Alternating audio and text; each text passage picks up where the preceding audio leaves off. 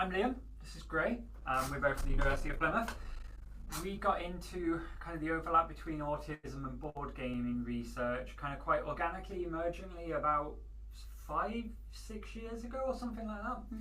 We're both into the hobby, board gaming and ttrpgs ourselves, and being autism researchers, when we were going to kind of board gaming conventions and meetups and whatnot, we started to notice that perhaps there might be either more people involved in this hobby who are on the spectrum, or kind of an elevated amount of autistic traits in people in this hobby. That's kind of where we ended up getting into this, I think.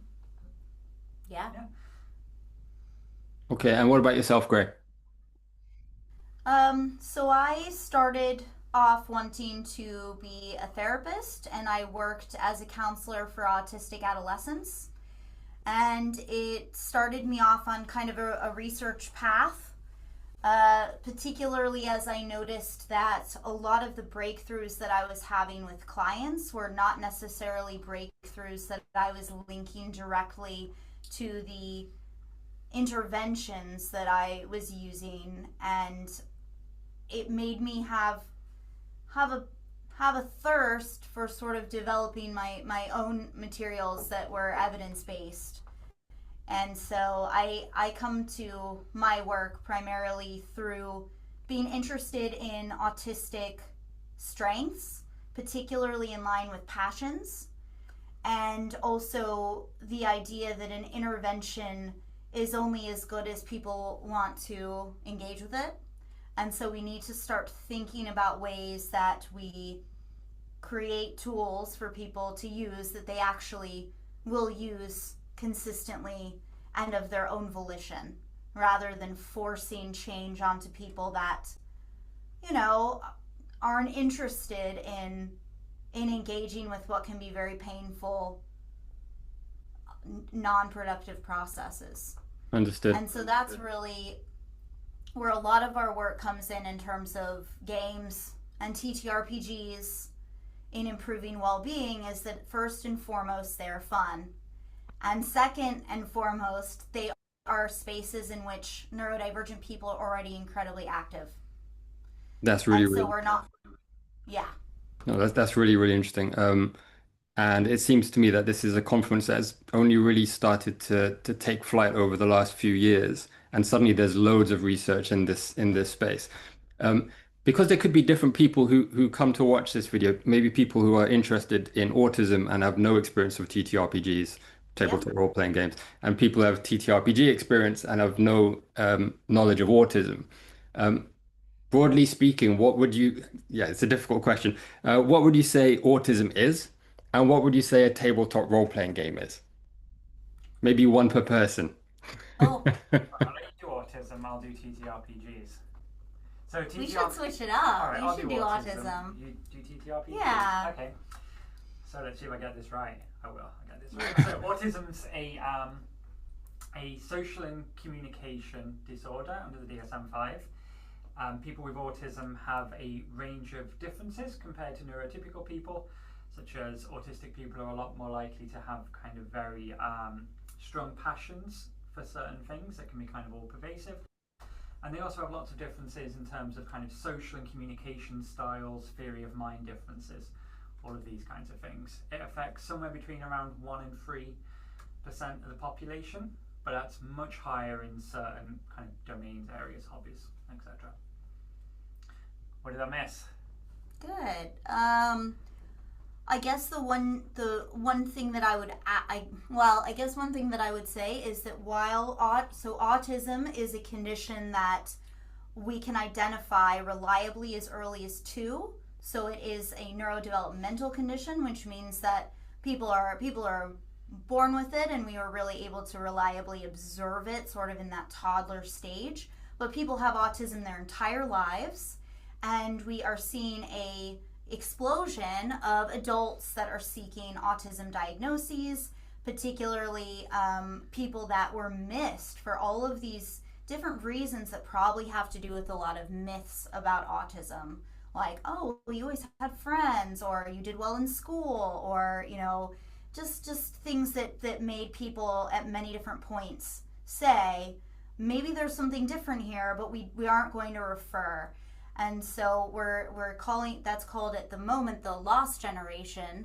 And so many of the people through our work with board games and TTRPGs are from that time, from that period where they were missed, and they are only now recognizing that they're autistic.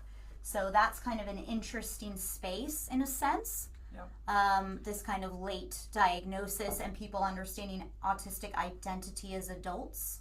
I guess also autism's more than just the clinical population as well. So nice. While individuals with autism have a clinical diagnosis of autism and will have a lot more autistic traits than kind of neurotypical people or most people, we all have some degree of autistic traits. Absolutely. As well. Yes.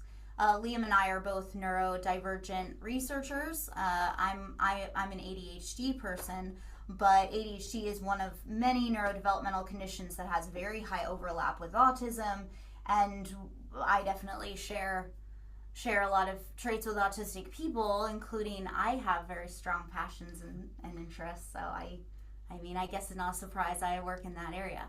Okay, so what is a TTRPG? So TTRPG stands for tabletop role-playing game. It was first made famous. I'm trying to think historically if there were TTRPGs before D&D. There probably are. But basically, I want to say, I'm going to throw out the number 1973, but I could be off. I can live fact check you. Yeah, live fact check me. 1974 was the publication of D&D, and it had been played since 1973 pre-publication, so you're absolutely spot on. Awesome. So Dungeons and Dragons is probably the most famous TTRPG, though very important to note there are now lots of different systems. Yep. But D&D is like a good starting point for a lot of people.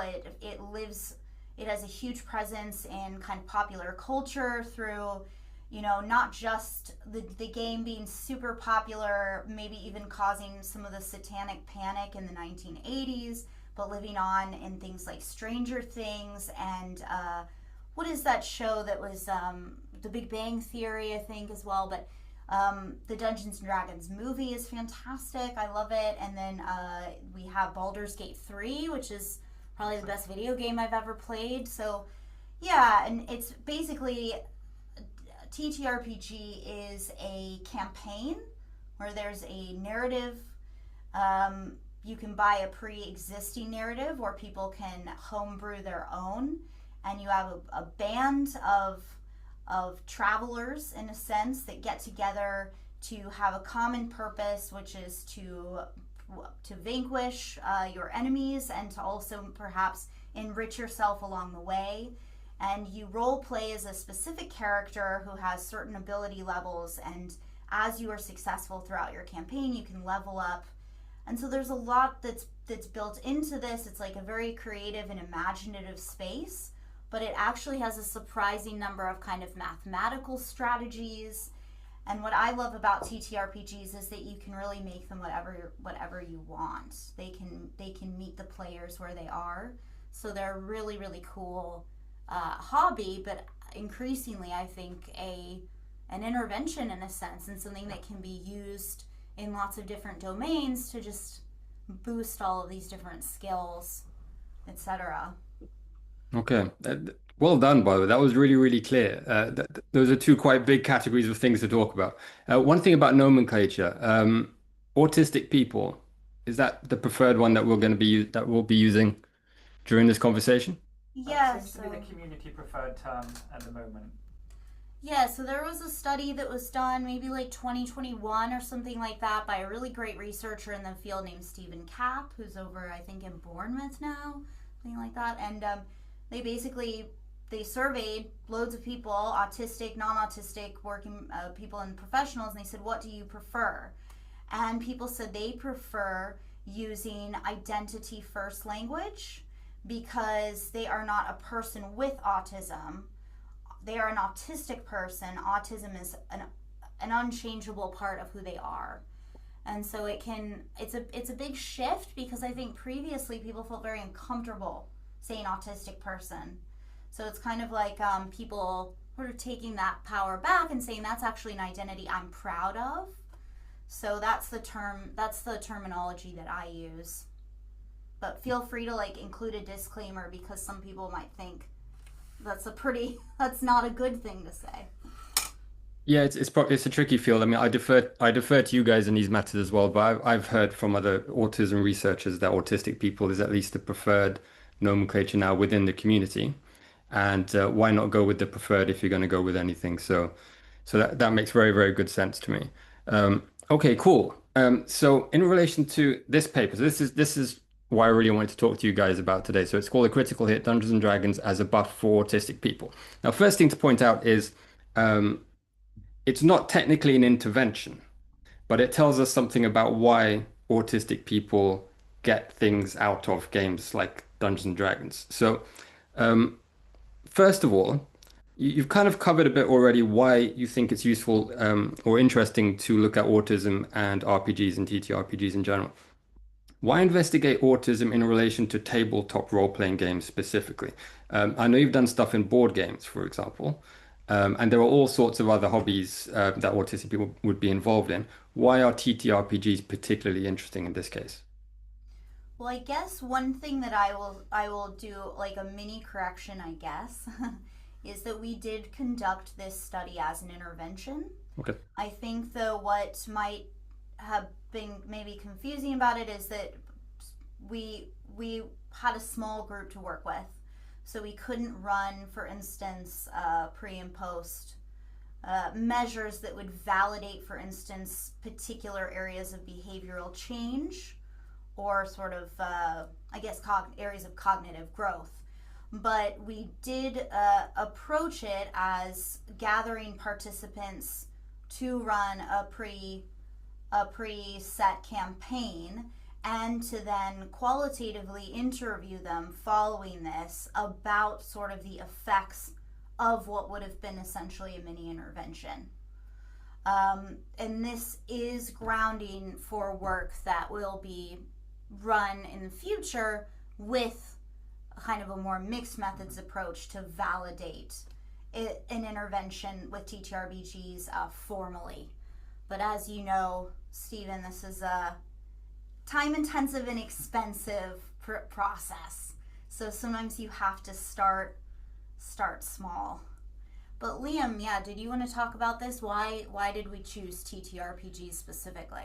Yeah, I guess there's two different ways we could answer this. There's the scientific way and the more anecdotal way. So one of the first things that Gray and I did when we got into this kind of area of overlap between autism and board games is survey, I can't remember the exact number now, it was around 1,600 people who played a range of different games in TTRPGs to look at particular kind of areas of interest for specific parts of the population, such as autistic people. And TTRPGs was something that came out, a style of game that autistic people particularly vibed with. Also cooperative games. So this seemed like a really good kind of a good ground, a good test bed to look at, as this was seemed to be a particular area of interest for a lot of the autistic gamers that we interviewed and surveyed. And then also Reese Hathaway, who's one of the authors on the paper, was actually he was an undergraduate student, wasn't he, a few years ago? And he kind of came to us with an idea. He's an autistic individual and also a long time, he doesn't like DM, does he? GM, Games Master. So yeah, he came from kind of half from our own early quantitative work showing that this seemed to be a particularly good style of game that autistic people was interested in, and also was a passion of Reese's. Yeah, definitely. And then I think some of our work that also really inspired this is a wonderful paper by Elizabeth Fine, who specifically did some ethnographic work. So she comes more from sociology in the United States, looking at I'm trying to remember. It was a LARPing event. It was a LARPing camp, which has a lot of overlap with TTRPGs. Essentially, it's TTRPGs kind of on steroids. So basically, it was a camp specifically for autistic children who could engage in LARPing. They developed all this lore in the summer camp. It's a beautiful paper, and it seemed like a lot of the themes that she found through that work fit with the things that we thought were important for neurodivergent players within gaming spaces. So feeling like there was structure, feeling like there's like-minded individuals, feeling like there is creativity within rules. So there's a sort of, there are safe spaces to be creative, but you're constrained still. Being able to try things out in character is kind of easier and feels nicer than doing it as yourself. And I think for me, one of the things that I absolutely love as a whole about this topic is that it pushes back on autistic stereotypes and myths. So there are myths that autistic people don't like other people. There's myths that autistic people aren't very creative. Autistic people don't have a strong imagination. Autistic people wouldn't be good at acting or being funny or just any of the things that are absolutely inherent to playing TTRPGs. All of those things. And yet, autistic people, for instance, absolutely love playing those games. So are they playing those games completely differently? No, of course they're not. Those are just myths about autistic people. And this is a wonderful way to showcase that, I think, in a very small, specific niche way to counter those myths. So, yeah. Thank you. It's really clear. And you're completely right. I've not yet done a TTRPG study because the methodology alone gives me nightmares. And that's what we're going to talk about now. So you had 8 participants. I believe they were recruited on the basis of a clinical diagnosis. Yes. Yeah.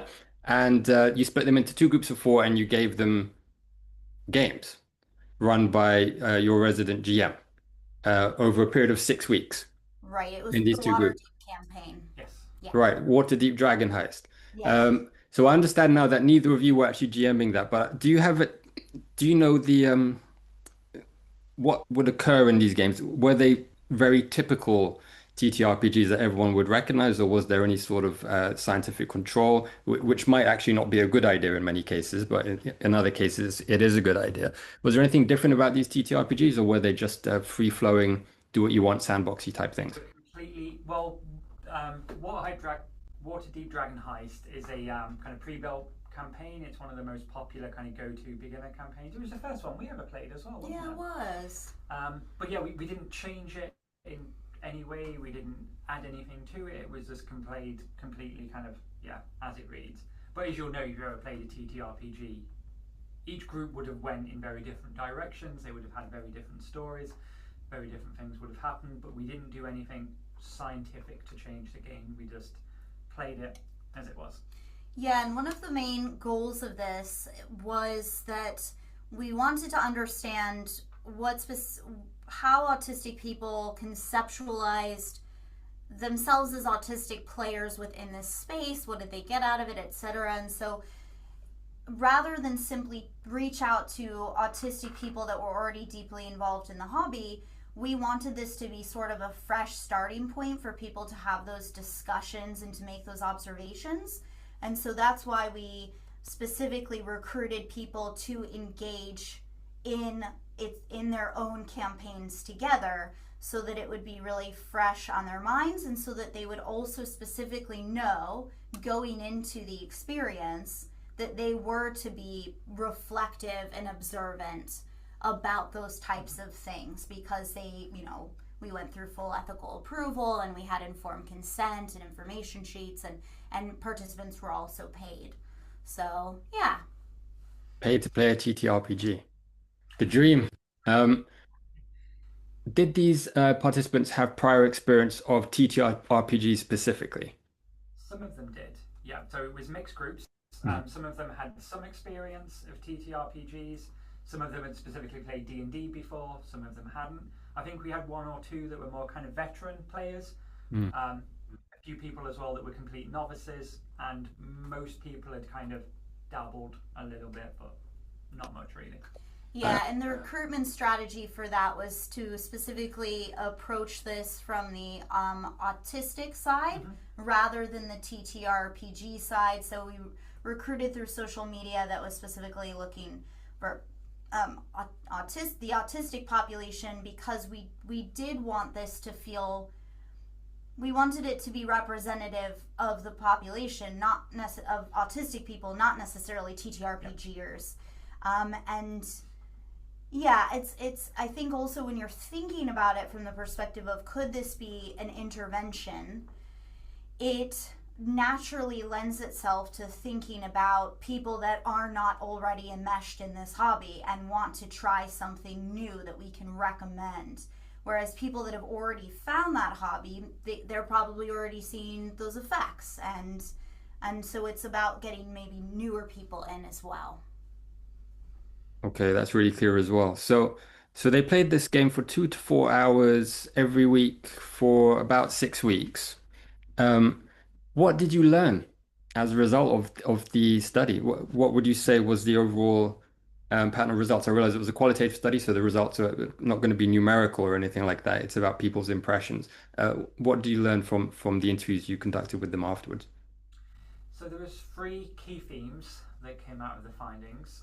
One was social motivation, one was successful interactions in TTRPGs, and then one was around the idea of bleed. So starting with social motivation, I guess it won't come as a surprise to most people, although as Gray was saying earlier, it does kind of contradict one of those older autism myths. Most people came to this as they had a desire to kind of have more social interaction, to engage with groups, they wanted a cooperative activity, and they wanted to do things with other people. So they came to it, or at least in the interviews, they told stories about how they came to it, not necessarily for the mechanics, for the adventuring, for the TTRPGs, but for this social connection because they wanted to interact with people. Anything you want to add to that one before I No, keep jump going. on to the second one? Okay.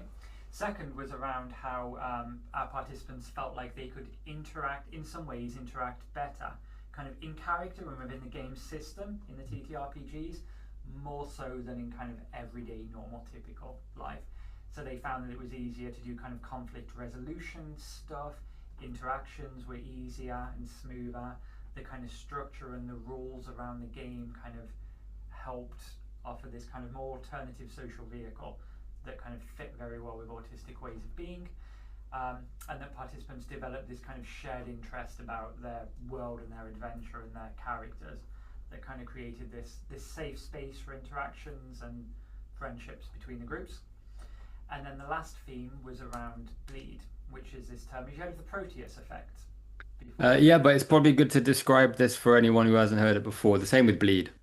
Yep, so the Proteus effect comes from the Greek god Proteus, who was a shapeshifter, and it started with a paper by Ian Bailenson in the, I think it was late 90s, early noughties, that showed that when you play a video game as certain kind of characters, you'll not only kind of embody those relevant attributes of that character while you're playing, but they also wash out into real life. So if you play a character as like a big, strong, buff man, you will act more kind of confident and aggressive, etc. And then afterwards, for a while after you've played that game, you kind of keep some of those characteristics and traits. And we found exactly the same with D&D, kind of people's characters then bled in to their real lives, and kind of parts of the character became a part of themselves for a while. Is there anything to ever be at all concerned about, given that, I mean, in TTRPGs, you can play anything you want, including pretty nasty folk. It's never been the kind of game that I enjoy, but there are plenty of people who enjoy that kind of game. Is that, I'm not trying to start a new satanic panic or anything like that, but is it, the Proteus effect and this idea of bleed, which is the permeability between the player and the player character. Is there a danger that if you start doing horrible things as a PC, that might then have an impact on how you act as a normal person going around your life? I mean, I think that the bigger risk is probably just creating an unsafe space for players. So what we did in this intervention was we specifically had a pre-planning session with all players about things like triggers and sort of their preferences for just kind of more NSFW type of topics, trauma, things like that. That seems to be one of the things that's becoming more standard in TTRPGs, because it's as a GM, it's very important to create a safe space for your players. And you don't want to be a police officer. you want to give people a lot of freedom, but you also are the one that's running the show. And so it's really helpful to have some pre-established limits and boundaries.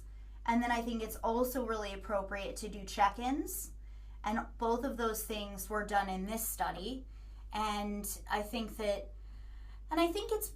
of the reasons that it's somewhat standard is that there certainly our research suggests, and I think anecdotal, there are a lot of people that have perhaps vulnerabilities that are drawn to the gaming spaces.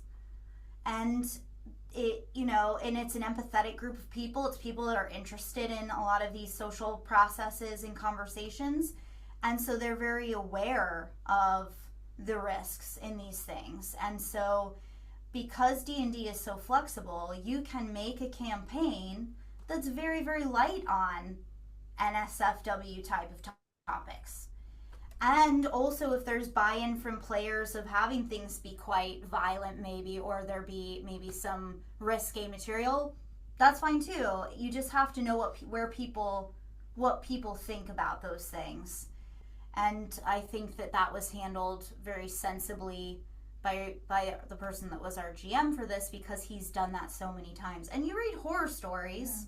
Yeah. I mean, there's things that go very wrong, and sometimes but I think in some ways games are microcosms for real life, right? And so there's real life situations where people are inappropriate and make people feel uncomfortable, and they maybe need to be given checks, and then maybe they need to be asked to leave. And that is the same type of conflict resolution that's really helpful in real life, is to know what your limits are and whether people are kind of overstepping social boundaries that have been set. I think having that sensitive and good GM is the key thing there to kind of navigate those issues if they arise. They didn't arise in this, did they? We never had any issues. But I guess if you did this on a much bigger scale, of course, like it might attract people who want to role play those darker aspects. I think one of the things that it's one of the things that I think actually is really cool about this idea of games there's kind of a pre-established system or structure, is that if you did a TTRPG and you set some boundaries with people based on your pre-discussions with players, and the boundaries were we're not going to cross X, Y, and Z lines, and then people cross those lines, there's a clear process then. You've crossed these lines, don't do it again. You've done it again, it's not going to work. And you don't necessarily get to do that in real life. Right? People cross your boundaries maybe, and they're your boss, or they're your colleague, or they're your friend, or they're a family member, and what do? Right? So actually, in some ways, it's an even safer space because of those types of boundaries that you can explicitly state up front, and that's really conducive, I think, to... It can be a really good learning experience as well, can't it? A good safe space to have that conflict resolution. 100%. And it's interesting that in your experience of the study, none of those lines seem to be got near at all. Okay, so here's a difficult question. Based on the results of what you did, if you were speaking to an autistic person or parent of an autistic child who have never played TTRPGs before, would you recommend it? And how should they approach it, if so? Absolutely would recommend giving it a go. First, I guess I'd say it's probably not going to be for everyone, right? I think there'll be lots of people who try it and don't like it. Interestingly, so I'm on the our local subreddit for Plymouth, and about once a week you see a post on there of, I'm an autistic person or a person who's struggling to make friends in Plymouth, where can I find a TTRPG hangout? And it's the one thing I consistently see every week of this kind of post. So I think there's a lot of people out there already kind of looking to try this. So most board gaming cafes and shops and what are they called, TGC shops, have these meetups already. Most of them offer 1 or 2 online in-person campaigns a week. There's also subreddits and discords for people to join where there's people running these campaigns constantly. I'd say it can be a really good learning experience and tool for people to try. I guess what I would say is that 100% I would recommend it, but I think that there's a lot of work that needs to still be done in terms of making that a viable recommendation for I'm thinking specifically parents. So if you're an adult, I think that there's going to be space for you to find meetups, be they online or in person locally. I think if you're a parent, you're worried about necessarily introducing your child to a group of people that maybe, they don't know, and, will they like this? Will they get something out of this? There's a lot of uncertainties. I think what we probably need to have an increase of is dedicated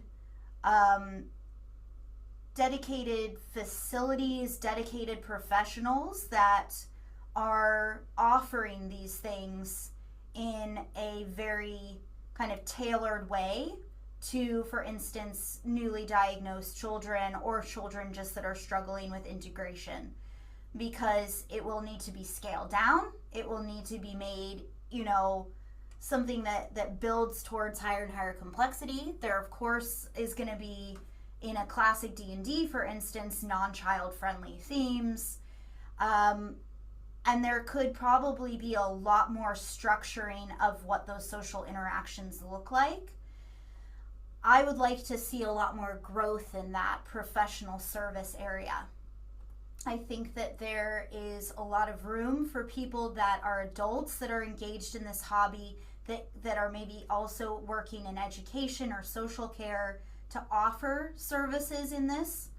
I think they do a world of good, and I think they're actually relatively pretty low cost.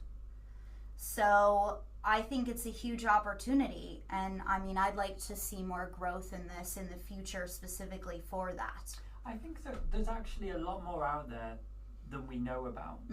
So since we got involved into this area, we get emails and come across stuff all the time, and there's so many groups specifically for autism as well running this, but they don't necessarily all talk to each other as well. There's no central hub to find out where these things are, so you kind of have to get lucky and end up knowing where they are sometimes as well, and just hearing about them through word of mouth can be quite difficult to know. 100%. And if you're not a parent, for instance, that's already involved in gaming, why would you think of this? You wouldn't, right? You wouldn't think of this. You might think of other stuff that also could be good. Like, I think Lego play has become a big one. Yeah. Minecraft for sure. But it would be nice to see some of these offerings. Maybe there's a new, maybe you're familiar, Stephen, with social prescription. Not so much. So social prescription is a growing initiative in this country. It's taken off a lot more in other countries in Europe. And it's essentially that, say you have a dedicated clinician in the NHS that's recently diagnosed your child as autistic, they'll have specific recommendations that they make that can kind of be enacted within the formal system, like within the educational system. But what they can also do is they can recommend activities that a family can do together, or that a child might want to participate in extracurricularly, that they think will also meet some of their clinical needs. So for instance, if a child's been recently diagnosed with autism, a clinician could say, I think you could give D&D a go, or this is Minecraft Club, or this is Anime Club. These are predominantly clubs for autistic people or neurodivergent children. They've seen some really promising effects, and they're just integrate into the community. Why don't you take their information and see what you think about them? Importantly as well, they know the research behind why those things work and how they work. Yeah. Although most social prescribing seems to be done with more kind of nature and exercise-based activities and games at the moment. It's like a lot of blue bathing, green bathing. Absolutely. Sports. Yeah, but it's a really promising area because it's sort of decentralizing medical care, which is really important. It's turning it more to be community-based. And we also know that a lot of what might be the trouble, or a lot of the challenges, might have to do with things like exclusion, isolation, and essentially feeling like someone has to mask or camouflage a lot. And I think it's sorry to interrupt, because it's worth nailing down some of the benefits that your research revealed for the participants who played the games. One of the things that struck me was the idea of more structured social interaction, helping to kind of lubricate being with people and not having the complete unknown of someone could do anything, say whatever, feel whatever, and there are no rules. Whereas with a game, there are rules and it feels a bit safer. Which is one thing that stood out for me. And the other one was the hero's journey. So you had a quote from one of your participants who said, especially when you're from a minority, like autistic people, to hear that someone in the typical hero's journey, it's someone who's kind of a nobody who then becomes a hero. Maybe they have a weakness and then they overcome their weakness, or their weakness becomes their strength. And this is something that resonates with anyone from a minority group. These sound like really interesting and quite specific benefits of TTRPGs as an intervention for autistic people. And I suppose these are the things that we would point out as obviously this is young as an area of research because it's so hard to do TTRPG interventions. They're time consuming, they're costly, you need people to stick with them for a long period of time. But this is what seems to be coming out of that, and I found this really interesting. But with one potential caveat, because at the moment, is it fair to say that you might expect less positive outcomes if you did not have autistic people playing in an all autistic group? Is that part of what makes it beneficial? And if you had a mixed group, would that make it less positive an experience? Maybe that's a bit too much of a hypothetical, but do you have any thoughts on that? It's a really great question. That's actually one of the things where Reese, with Reese planning to do his PhD on next, is looking at what the effects of those mixed groups are. I think that there might be the potential for it to not be as effective with stuff like double empathy and neurotype matching and all of these things. But I think also there's the potential for it to do a lot more good as well in terms of inclusion and bringing people together and allowing kind of each side to see each other's side a little more and have smoother interactions.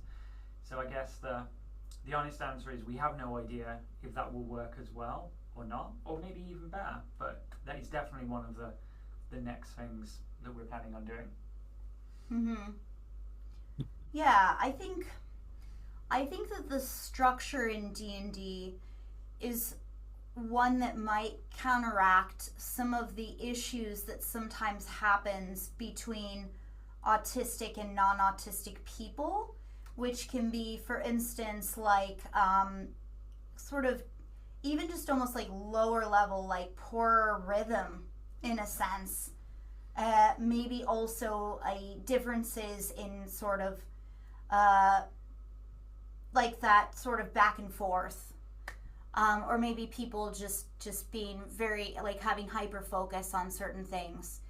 D&D kind of accounts for that because for the last 40 years it's been a game that has relied on people being able to get along and communicate efficiently in a group of 3+, which is actually no small feat for 2 hours of basic constant communication over every week for months.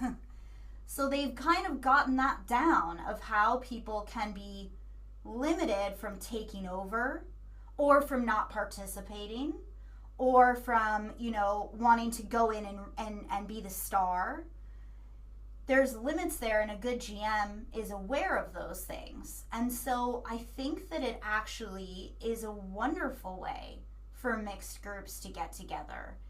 And I think that it could go a huge distance in reducing a lot of the problems that we have with double empathy, because TTRPGs are not about one person winning or being successful. They're about everyone doing something together, and they have to be able to understand each other to do that. So I'm really excited about that angle of this. Absolutely. Particularly. So this is coming from our work on tabletop games in general rather than TTRPGs. But as Gray was saying earlier about kind of part of the problem being this lack of rhythm sometimes between autistic and non-autistic people, and people not knowing what they should be talking about, or difficulties with small talk or when it's their turn to talk and all of this kind of stuff. And we heard from a lot of board gamers about how there's something about kind of the structure and the system inherent to games where all eyes are on the board, not on you. There's turn-taking aspects, there's kind of a structure to when you should and shouldn't be talking, and topic of interest to talk about that really helps facilitate kind of communication and interactions between autistic and non-autistic people, and it being a great space for that. And I think all of the stuff we've heard around tabletop games should transfer to TTRPGs as well. Yeah. If I can just add one thing about it, because the double empathy problem has been raised a couple of times, and I'm going to try and define it. And please tell me, I'm not an autism researcher, so please tell me if I get it wrong. But the essential idea is traditionally autism has been associated with deficits in the social space. And the idea is actually autistic people are very good at understanding other autistic people in the same way that non-autistic are very good at understanding other non-autistic people. And therefore, there isn't really a deficit. It's just about whose mind you are attempting to understand. Is that a fair? Feel free to change that if I've butchered it. Do you want to take it or do you want me to? I'm just trying to like make sure that I'm not saying anything that's incorrect, but I mean, I might, but my understanding from Milton's 2012 kind of big foray into this, which is like on double empathy, yeah, it might have an element of autistic people are better at understanding autistic people, but that I think is possibly something that's come out of it since. I think the original concept of it, which is one that I'm actually more aligned with, which is why I'm distinguishing it, is that autistic people have been sort of subjugated into a role of being bad at mind reading, but the bad at mind reading idea is really centered on they need to read a neurotypical mind, and when they get it wrong, they're then called bad at mind reading. And there's no onus on neurotypical people to try and do the same. So you're kind of set up for failure. When really communication is a two-way street. And therefore, if autistic people are trying to read the mind of a neurotypical person, then equally a neurotypical person needs to read the mind of an autistic person. And at some point, there will be better kind of facilitation of communication there, because people will both be trying to do that. And it was really a criticism of what was certainly the prevailing kind of theory at the time, which is autistic people need to be fixed. They need to learn how to look at people in the eyes. They need to learn how to do, comic book speech bubbles of what that person might be thinking. It was all about fixing a broken thing rather than this is just a different way of communicating. The reason I had that caveat was that there is now an increased interest, and I'm hearing from a lot of people, autistic people are really good at reading the minds of other autistic people. That, I think, has more mixed evidence. Okay. I really appreciate that nuance, by the way. That's really, really interesting. And it's also worth saying that your paper and your study, it very much fits with that, in that you're not trying to change anything about the autistic participants in your study. You're actually providing something for them to do to make them just have a bit of a better time than they might otherwise do if they weren't playing the TTRPG at that moment. And it's really interesting nuance around this, and I think it's something that anyone watching this would appreciate.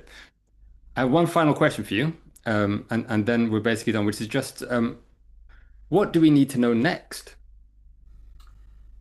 Great time to ask this question. So I might take this moment to do a plug if we can. So Greg and I just found out last night actually that we got some funding that we applied for a while ago.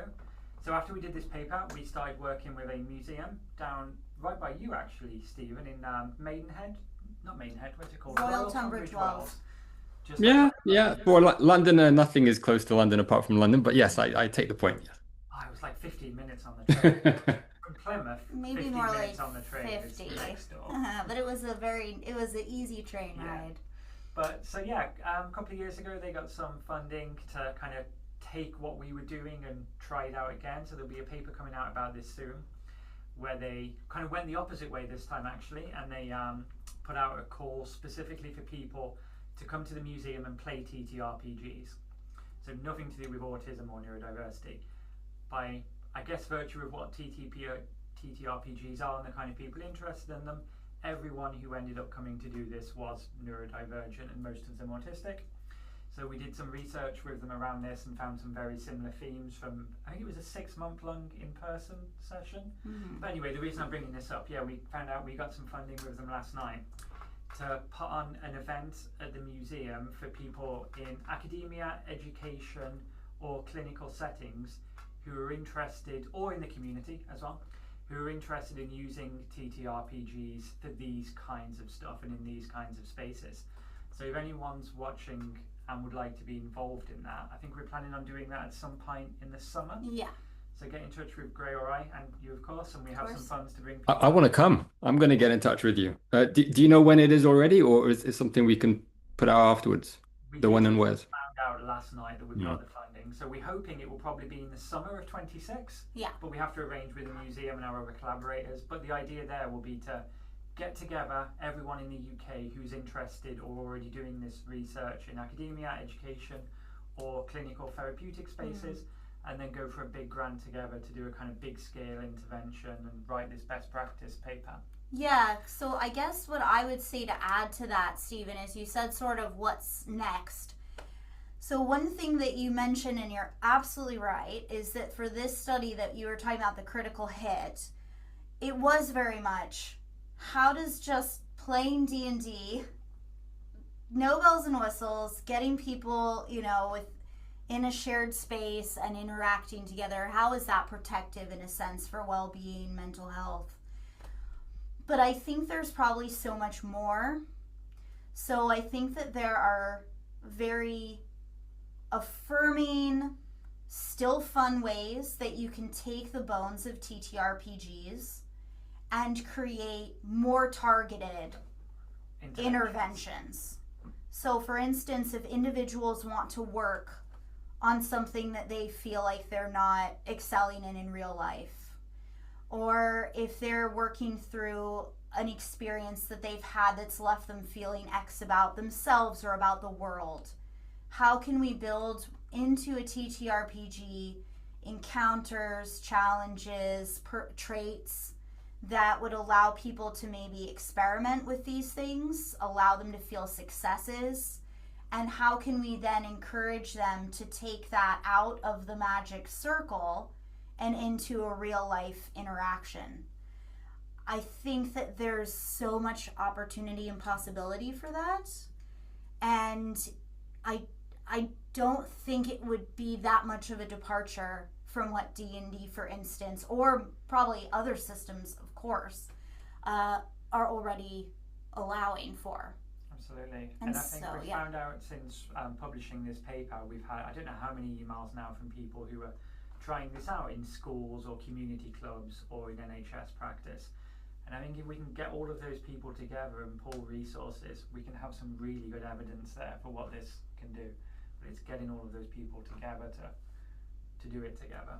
Yeah, 100%. So what could be helpful is if maybe, so Liam's going to be acting as kind of our prospective participation list of people that might be interested in attending, and can maybe, if they are interested, we don't have the date yet set because we do need to coordinate with the space and with some of our collaborators, but if people listen and are interested and would be available over the summer to come to Royal Tunbridge Wells, the Amelia Center, they could email Liam and we could start kind of a little list. Yep. It sounds really, really cool. And the more stuff that there is in this space, the happier I am. And I will do my best to leave the circle of London and venture out into the rest of the country. Liam and Gray, thank you very, very much for your time. I really appreciate it. You were very clear as well. And I think it's really interesting and exciting research. And I look forward to the next installment. Oh, thank you, Stephen. Thank you for having us.